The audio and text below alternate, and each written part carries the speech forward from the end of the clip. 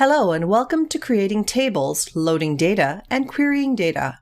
After completing this lesson, you will be able to understand basic concepts related to creating tables, loading data, and querying data using Python, as well as demonstrate an example of how to perform these tasks using the IBM DB2 on-cloud database and Jupyter Notebooks.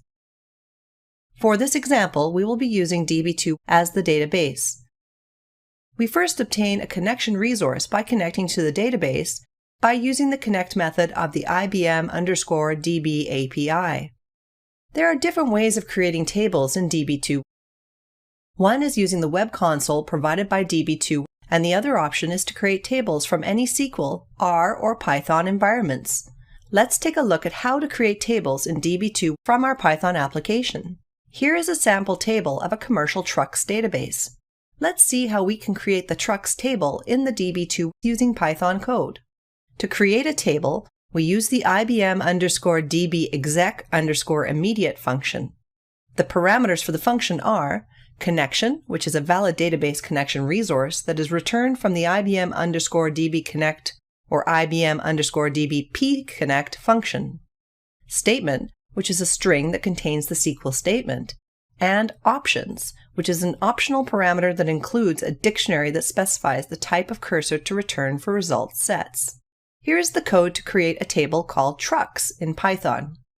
We use the IBM DB exec immediate function of the IBM DB API. The connection resource that was created passes the first parameter to this function.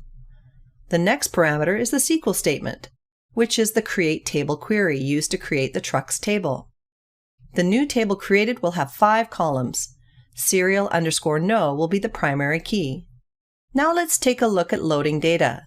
We use the IBM DB exec immediate function of the IBM DB API.